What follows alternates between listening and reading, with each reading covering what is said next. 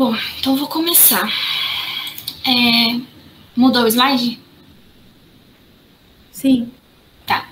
Bom, então eu vou falar um pouquinho sobre a Wood. Ela é uma... Ai, tava americana aqui, gente, devia ter mudado, mas ela é uma cientista política estadunidense e ela leciona atualmente na Universidade de Yale as disciplinas de ciências políticas e de estudos internacionais. E as pesquisas dela se centram principalmente no tema da violência sexual durante a guerra, no surgimento de insurgências políticas e os processos de democratização com foco na América Latina e na África. Ela tem uma formação acadêmica bastante peculiar, ela tem bacharel em Física, Matemática e Filosofia pela Universidade de Oxford. Depois, ela fez um mestrado em Física e outro em Estudos Latino-Americanos na Universidade da Califórnia, e ela tem PhD em Ciências Políticas pela Universidade de Stanford. E aí, como eu falei, ela faz estudos com relação principalmente à violência sexual e aos processos de democratização. Ela tem vários livros publicados sobre isso. E apesar dela ser pouco conhecida, né, no meio das relações internacionais, principalmente com relação às teorias feministas, ainda assim ela tem uma contribuição muito importante para a discussão, que eu vou falar um pouco melhor durante a apresentação do texto. Bom, esse texto, ele vai falar sobre a questão da variação da violência sexual em conflitos armados. A pesquisa dela, na verdade, ela é centrada nesse tema pelo seguinte, ela depois fala um pouco melhor também, mas o que acontece é que as teorias clássicas feministas, quando elas trabalham sobre violência sexual em conflitos armados, elas têm uma tendência de considerar que a violência sexual, ela é quase onipresente em um conflito, quase como se fosse realmente inevitável que ela acontecesse, como se estivesse realmente ligada ao período de guerra. E a Wood, ela não acredita nisso. Ela acha que a violência sexual, ela pode ser impedida pelos próprios líderes do exército. Então, ela tenta, na teoria dela, demonstrar, então, por que a violência sexual acaba sendo utilizada e por que ela não é utilizada em determinados casos. No começo do texto, então, ela vai falar sobre alguns conceitos que são importantes para entender não só o texto, mas também, enfim, a teoria dela como um todo. Eu vou apresentar rapidinho para vocês. O primeiro conceito que ela apresenta é o de ausência de violência sexual. Aqui, quando ela fala em ausência de violência sexual, ela não está falando que a violência sexual não acontece, e sim que ela acontece de maneira esporádica e bastante pontual. Então, ela diz que existem casos, existem alguns conflitos onde é possível observar que a violência sexual, ela realmente não é um fator importante para os grupos armados. O segundo conceito que ela traz é o de grupos armados. Aqui ela está se referindo a qualquer tipo de grupo, sejam grupos estatais, não estatais, milícias, grupos paramilitares, enfim, qualquer tipo de grupo que esteja envolvido no conflito é o que ela chama de grupos armados, não somente grupos, exércitos militares de um estado ou algo assim. Depois ela faz uma breve distinção entre violação sexual e violência sexual. Ela diz que a violação sexual, ela é a penetração pelo ânus ou a vagina da vítima com algum objeto ou qualquer parte do corpo do perpetrador, ou também a penetração de qualquer parte do corpo da vítima com o órgão sexual do perpetrador. E essa penetração, ela acontece, obviamente, sob força, sem que a vítima tenha concedido um consentimento. E ela pode acontecer tanto contra mulheres quanto contra homens. A violência sexual, por outro lado, ela é um conceito bem mais amplo que engloba não somente a violação sexual, mas também assédio sexual sem penetração, mutilação sexual, escravidão sexual e prostituição e gravidez forçadas. Essa definição, essa distinção entre violação sexual e violência sexual, na verdade, aparece no Estatuto de Roma e ela utiliza essa mesma definição. E aí, por último, ela define que existem, então, 3 formas através das quais a violência sexual pode variar dentro de um conflito. A primeira dela se refere à frequência com a qual a violência sexual acontece, e ela pode ser muito frequente, moderada, ocasional ou rara. E aí, para entender qual é a frequência que a violência sexual acontece, é preciso fazer um estudo aprofundado, levando em consideração a quantidade de vezes que a violência sexual aparece, o tamanho da população que está sofrendo essa violência, o tamanho do grupo armado que está praticando a violência também. Então, ela fala que precisa analisar bem cada caso para entender se a violência sexual ela acontece de maneira massiva, se ela acontece de maneira escassa, enfim. A segunda forma que a violência sexual costuma variar diz respeito ao alvo, né, com relação à população a qual essa violência está dirigida. E aí ela fala que a violência pode ser dirigida a apenas um indivíduo. Ela chama de violência seletiva, que é quando o grupo armado ele utiliza da violência sexual como uma forma de punição contra algum indivíduo que tenha traído o grupo ou algum indivíduo que esteja apoiando o grupo rival, enfim. Sobre isso daqui é mais... Ela diz que é mais escasso, é mais raro de acontecer, então costuma acontecer de maneira mais pontual. A violência também pode ser indiscriminada, nesse caso ela acontece de maneira massiva, sem que exista uma distinção com relação às vítimas. E ela também pode ser coletiva quando ela é dirigida a um grupo específico por conta da identidade que os membros desse grupo têm. Então pode ser uma violência dirigida a um determinado grupo étnico, pode ser dirigida a um partido político específico, enfim. E a terceira forma com a qual a violência sexual é dirigida é a maneira como ela aparece. E aí ela define, então, 3 formas que a violência sexual pode aparecer em um conflito armado. Aqui é onde se centra a teoria dela e também é o que eu utilizo na minha pesquisa, que ela fala o seguinte, que a violência sexual ela pode aparecer de maneira oportunista, e aqui ela entende como uma forma de violência que é perpetrada por fatores pessoais e não por motivos organizacionais. Então, é realmente quando simplesmente o soldado ele estava ali e ele decidiu praticar essa violência, não tem um motivo maior para isso, e geralmente, quando esse tipo de violência acontece, ela costuma também ser bastante escassa, ela não é muito comum. E depois ela define a violência sexual estratégica e a violência sexual como prática. Essas 2 formas de violência, elas acontecem de maneira muito mais massiva, muito mais generalizada, e a principal diferença entre as duas é que a violência sexual estratégica, ela é efetivamente ordenada pelos líderes militares, porque eles acreditam que essa violência pode trazer algum tipo de benefício para o grupo. Depois ela vai falar um pouco melhor sobre isso, mas ela fala que quando os líderes militares observam que a violência sexual pode ser benéfica para eles, para que eles possam alcançar os objetivos deles, então eles ordenam que ela aconteça.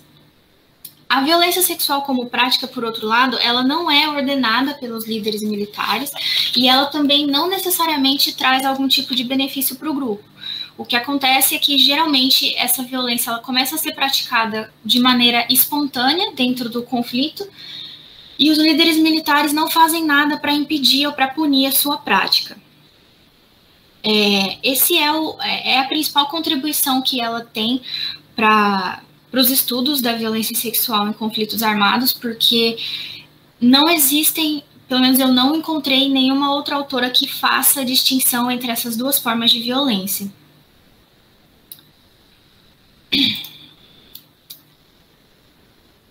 Nesse tópico aqui, no próximo tópico, então, ela vai falar um pouco sobre como as teorias clássicas feministas observam a questão da violência sexual em conflitos armados e a variação dessa violência. Nesse primeiro tópico, sobre a variação nos padrões de violência sexual, ela fala o seguinte, que as teorias mais antigas, entre aspas, que falam sobre violência sexual em período de guerra, elas são muito influenciadas pela guerra na Bósnia e pelo genocídio em Ruanda, que são os dois casos mais famosos, digamos assim, onde a violência sexual foi utilizada como uma prática de guerra, como uma estratégia, na realidade. Esses dois casos, eles são realmente muito importantes para a gente entender a questão da violência sexual em conflitos armados, até porque eles foram os dois marcos que levaram a violência sexual a ser considerada como um crime de guerra no direito internacional. Até então não existiam leis específicas sobre isso, mas quando esses dois casos ocorreram, houve uma pressão muito forte no sistema internacional para que a violência sexual fosse criminalizada de alguma forma. Então, obviamente, esses dois casos eles são importantíssimos para a teoria das relações internacionais feminista e costumam ser muito levados em consideração mesmo nas pesquisas. Mas ela fala que, como nesses dois casos a violência sexual foi utilizada de maneira massiva, as teorias feministas elas começaram a argumentar, então, que a violência sexual era onipresente e inevitável, que em conflito armado ela simplesmente iria ocorrer e não tinha muita coisa que desse para fazer contra isso. E de acordo com a Wood, isso não é verdade, porque quando a gente começa a analisar outros conflitos, principalmente conflitos na América Latina e na África, né, que é onde a teoria dela se centra mais, é possível observar que existem diversos conflitos onde a violência sexual quase não aparece. É claro que existe também a problemática do subregistro. Existem conflitos onde a violência sexual ela não é muito bem documentada, mas ainda assim existem diversos casos em que ela foi bem documentada e mesmo assim ela quase não aconteceu. E ela diz que as teóricas feministas, principalmente da década de 90, elas não prestaram atenção nessa variação, nessa diferença com relação à prática da violência sexual em conflitos armados.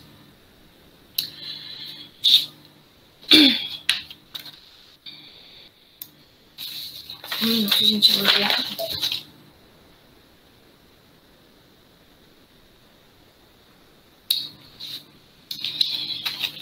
E aí, no próximo tópico, ela fala o seguinte, que a partir do início dos anos 2000,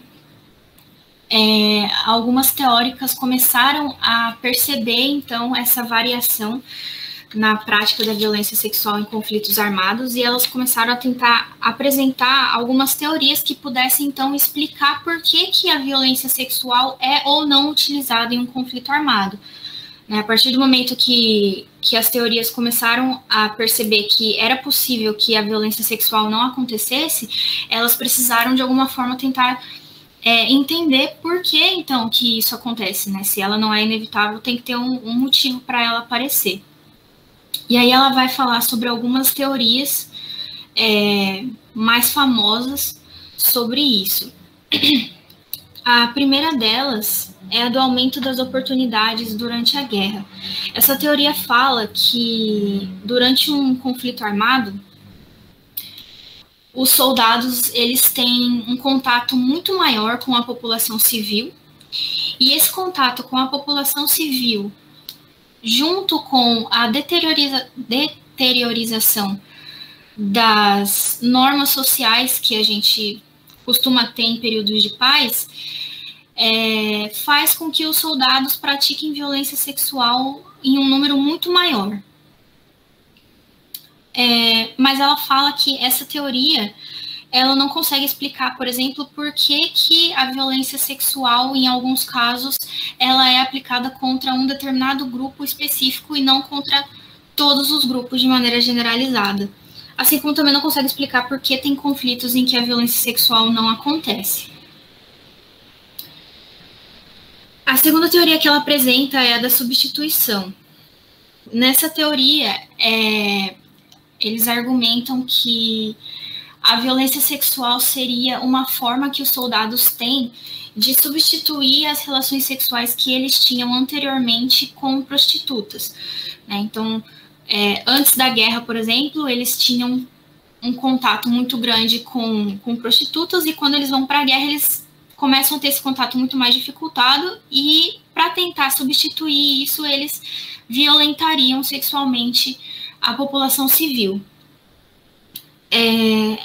Da mesma forma que a teoria anterior, ela também não consegue explicar por que tem casos em que a violência sexual não acontece contra todas as populações, e sim contra uma população específica.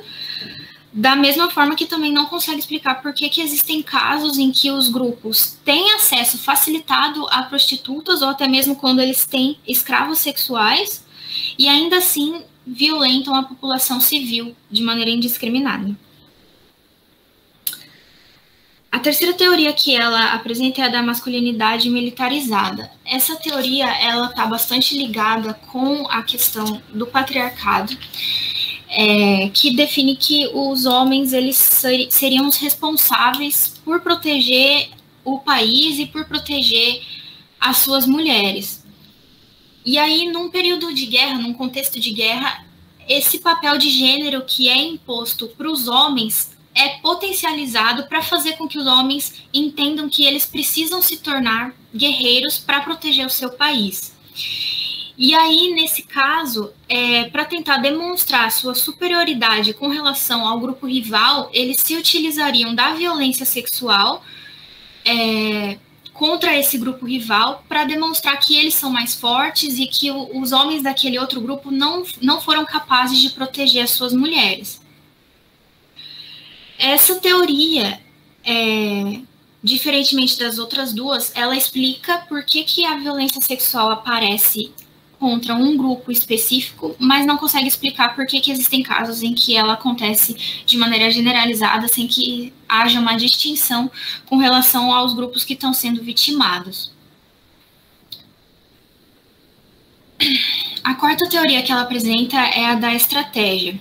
Ela fala que a maioria das teorias que falam sobre violência sexual estratégica afirmam que quando ela aparece de maneira massiva, isso é um indício de que ela foi utilizada como uma estratégia pelos líderes militares. E ela fala que existem 4 formas gerais através das quais a violência sexual pode aparecer como uma estratégia. A primeira delas seria através da tortura sexual, a segunda, através da escravidão sexual, a terceira seria a violência sexual sendo utilizada como um mecanismo de terror, e a quarta, quando ela é utilizada como uma forma de recompensar as tropas pelos serviços prestados ao grupo armado. Como eu falei no início, ela não concorda com essa teoria, porque ela acredita que existem casos em que a violência sexual foi utilizada de maneira massiva, mas ainda assim ela não foi uma estratégia. E essa teoria ela também acaba não conseguindo explicar por que existem casos em que a violência sexual acontece de maneira escassa. Esses 2 últimos tópicos aqui, ela não fala nesse texto, mas ela fala em um outro texto que eu achei interessante trazer também. Porque existe também a teoria da vingança. Essa teoria da vingança, ela diz o seguinte, que um determinado grupo, vou chamar de grupo X, o grupo X, ele escolhe praticar violência sexual contra um grupo Y, porque esse grupo Y já tinha anteriormente praticado violência sexual contra o grupo X. Então, seria uma forma realmente de pagar na mesma moeda. Mas essa teoria ela fala que é muito fraca, porque não é comum disso acontecer. Existem muitos casos em que um determinado grupo sofre violência sexual e eles não devolvem a violência sexual contra o grupo que praticou, né? Geralmente eles fazem represálias, mas não com a violência sexual.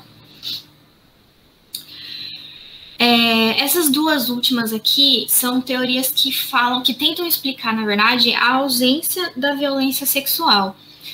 A primeira é o pouco contato com a população civil, que é o contrário dessa primeira, né, do aumento das oportunidades. Essa teoria fala, então, que quando o exército tem pouco contato com a população civil, então a violência sexual vai aparecer de maneira esporádica. Mas essa teoria é muito fraca também, de acordo com a UD, porque na maioria dos casos em que a violência sexual não aparece, são casos em que o grupo armado tinha, sim, muito contato com a população civil. E a segunda teoria é do grande número de mulheres no exército. Essa teoria argumenta que exércitos que possuem muitas mulheres tendem a praticar violência sexual de maneira bem mais escassa. Também é uma teoria bastante fraca, tendo em vista que existem diversos exércitos que possuem um grande número de mulheres, e mesmo assim esses exércitos praticam violência sexual de maneira generalizada. Inclusive, existem casos em que as mulheres do exército praticam violência sexual contra outras mulheres e até contra homens. Só um segundo.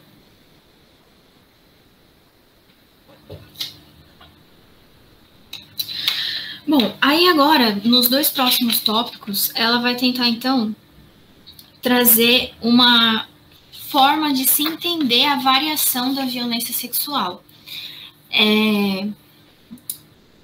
Nesse primeiro tópico, então, ela fala o seguinte, que as teorias que são apresentadas pelas teóricas hoje em dia, elas, como já falei, elas são muito fracas para explicar a questão da variação da violência sexual em conflitos armados. E ela fala que não existe, então, uma teoria só que seja capaz de explicar tudo isso.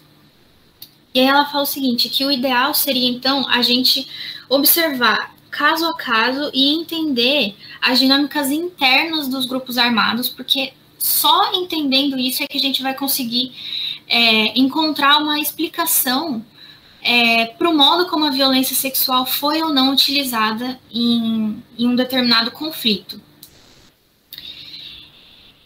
E aí ela começa dizendo o seguinte, que os grupos armados, eles têm sempre um objetivo específico dentro do conflito. E para tentar atingir esse objetivo de uma maneira mais eficaz, eles vão recrutar os membros em ambientes culturais específicos para que eles consigam internalizar a ideologia do grupo de uma forma mais facilitada. Então, por exemplo, se o grupo armado ele tem um viés étnico, obviamente eles vão escolher os membros desse grupo dentro da etnia do grupo, porque assim ficaria muito mais fácil fazer com que os membros do exército atacassem o grupo rival. Se o grupo for uma força estatal, geralmente eles vão escolher pessoas que venham de diversos grupos étnicos para tentar construir uma unidade nacional e tudo mais. Então, ela diz que é importante entender qual é o objetivo que o grupo tem dentro da guerra para compreender o tipo de soldado que eles vão recrutar.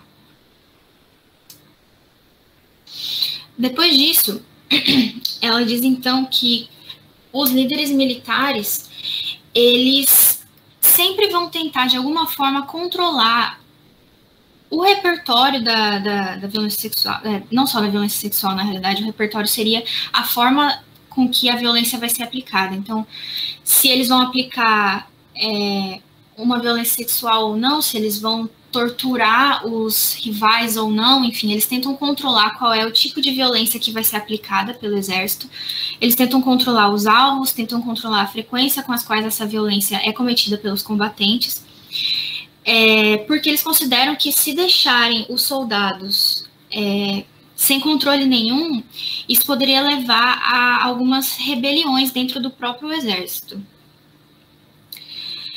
E mesmo nos casos em que a violência que é aplicada pelo exército costuma ser muito massiva, mesmo assim os líderes eles precisam tomar algumas decisões sobre quais são os alvos, quais são os momentos em que eles vão realizar essas violências, e também eles precisam tomar decisões sobre quais violências eles vão punir e quais não vão punir. Então, ela diz que os líderes militares, eles na verdade vão ser os grandes responsáveis por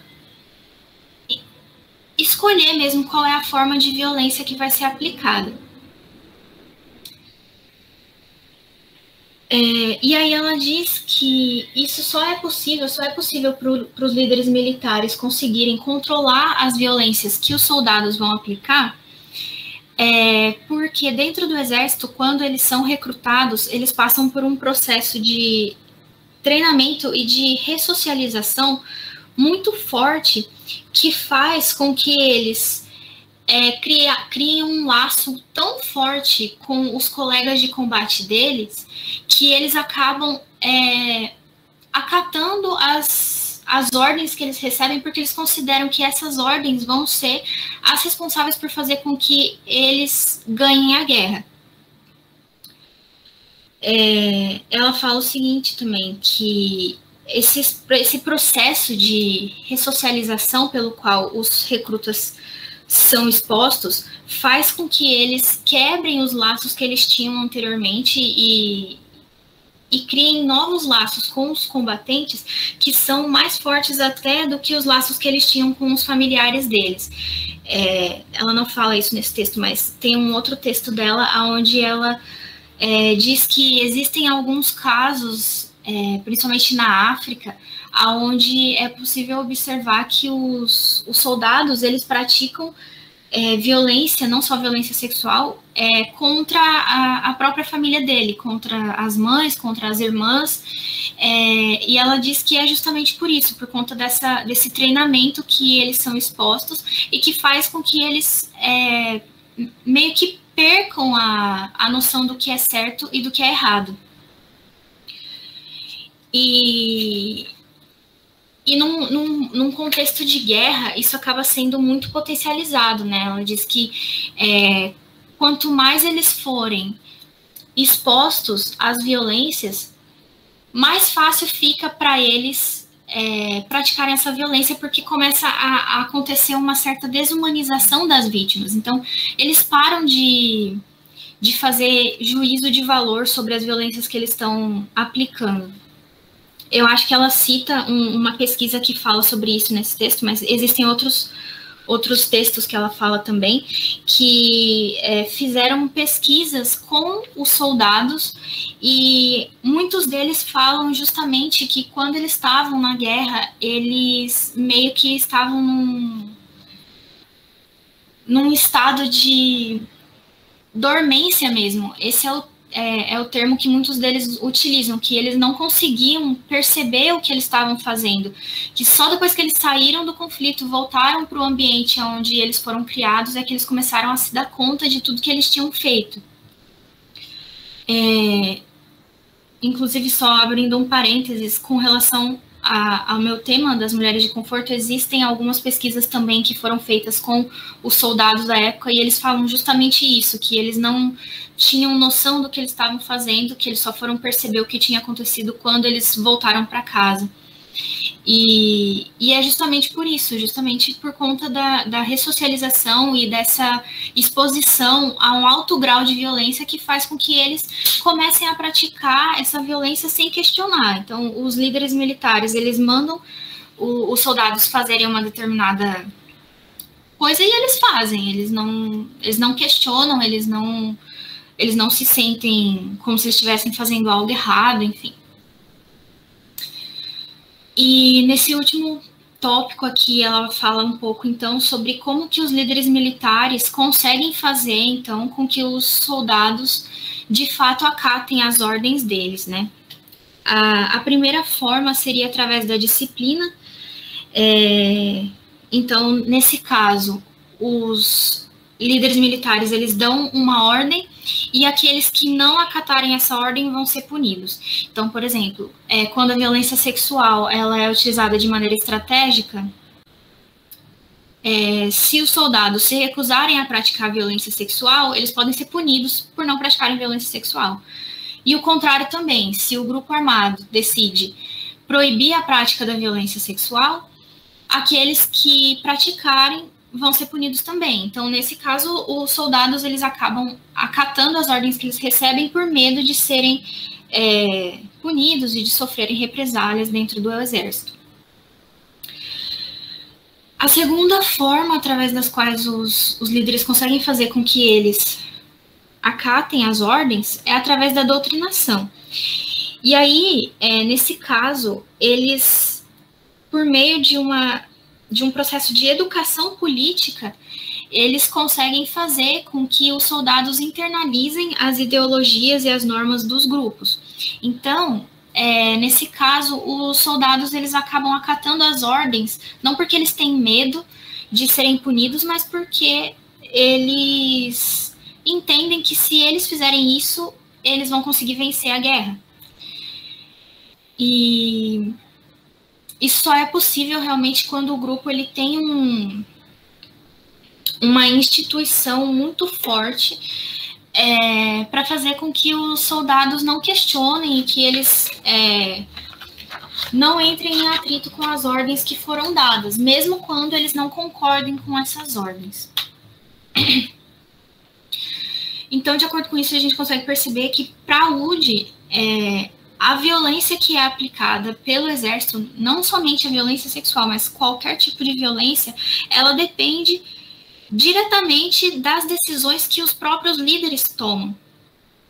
E eu não sei se ela cita isso nesse texto, mas existe um outro texto onde ela está falando sobre isso, e ela diz que é por conta disso, então, que os líderes militares acabam sendo, posteriormente, julgados por crimes de guerra e, enfim, por crimes contra a humanidade, porque se eles são os responsáveis por decidir qual é o repertório de violência que vai ser aplicado e a frequência com a qual ela vai ser aplicada, então eles são os grandes culpados, assim, pela violência que está sendo aplicada naquele conflito. É lógico que os soldados são aqueles que estão praticando a violência, mas se ela está sendo ordenada, então os culpados seriam os líderes militares, é o que a UD acredita.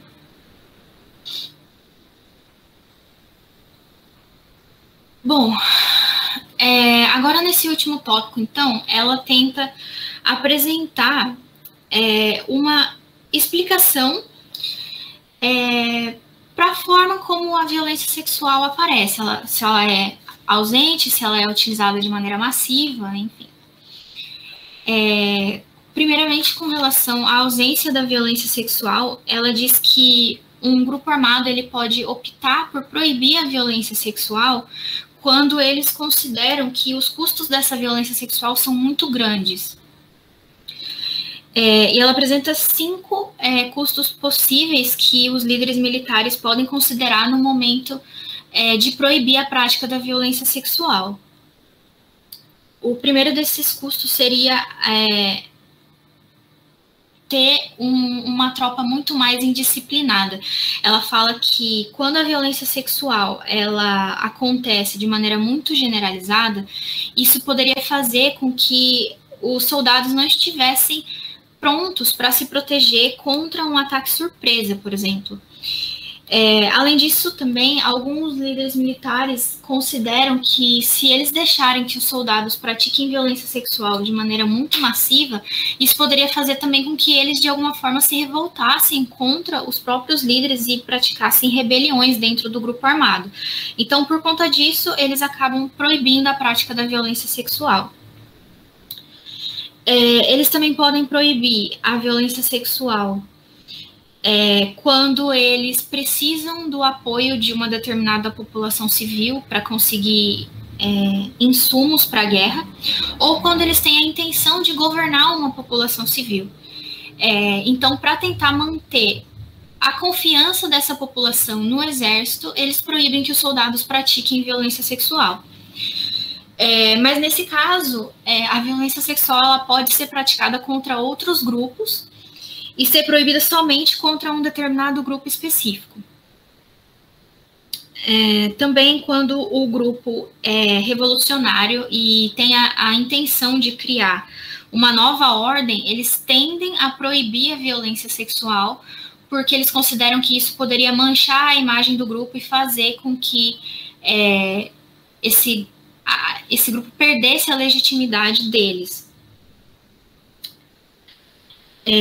A violência sexual também pode ser proibida como uma forma de demonstrar superioridade moral com relação a outro grupo.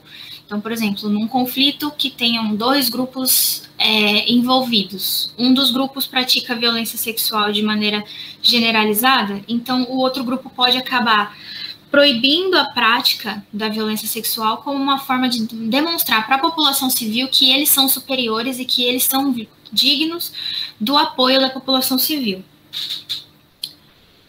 E, por último, também, a violência sexual pode ser proibida numa tentativa de conseguir legitimação internacional. Então, os grupos, eles acabam tentando seguir as leis internacionais para que a comunidade internacional possa apoiar esse grupo.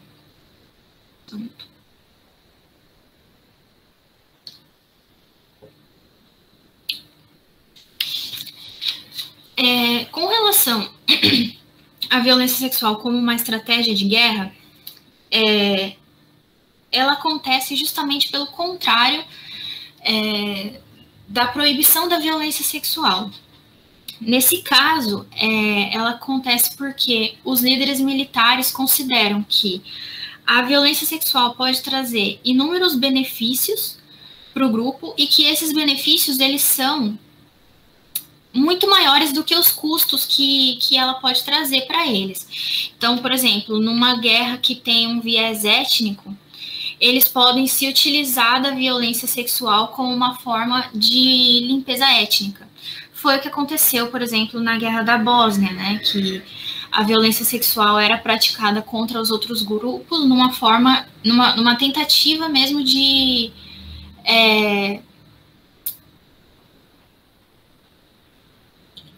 que eu não sei se eu posso dizer isso, mas eles tentavam, na verdade, engravidar as mulheres dos grupos rivais, porque na sociedade deles, eles consideravam que os filhos, eles têm a mesma etnia dos pais, então era uma forma de realmente tentar destruir os grupos rivais.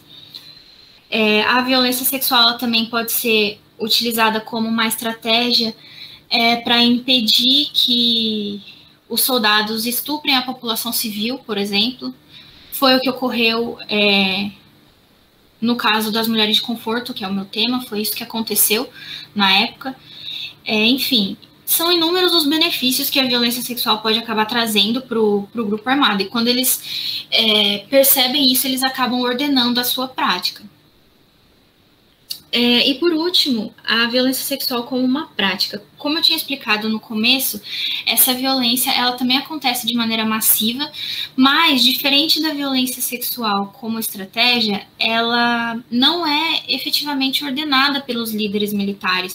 Ela acontece meio que sem um motivo, de maneira espontânea, e os líderes militares acabam permitindo que ela aconteça, mesmo que ela não traga nenhum tipo de vantagem estratégica, porque eles consideram que os custos para proibir essa violência sexual, na verdade, acabam sendo muito maiores do que os custos de permitir que ela aconteça. E aí pode ser, por exemplo, porque eles consideram que se eles proibirem a violência sexual, isso vai fazer com que os soldados se rebelem contra eles. Pode ser porque a proibição demanda algum tipo de recurso que eles não têm, né? Porque quando a violência sexual ela é proibida, eles precisam de alguma forma sempre estar prestando atenção, precisam punir, e às vezes eles não têm como fazer isso, e aí eles acabam deixando que isso aconteça. E é isso, basicamente. A teoria da UD, ela como eu falei, ela se centra muito nessa questão da variação.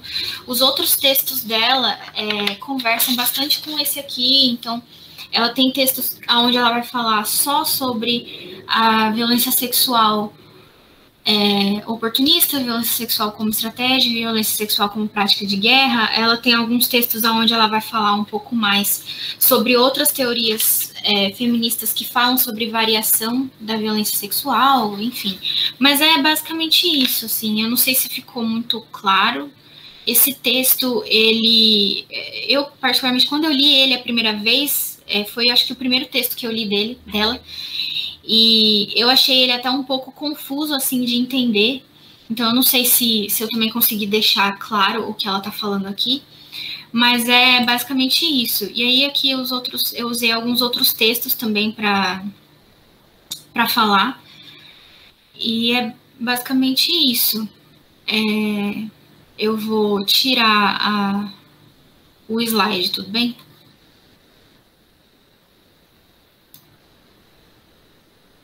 E aí, agora, eu não sei se vocês querem que eu fale um pouco sobre o meu tema, ou se vocês querem fazer a discussão, e aí depois eu falo sobre ele, eu não sei o que vocês preferem.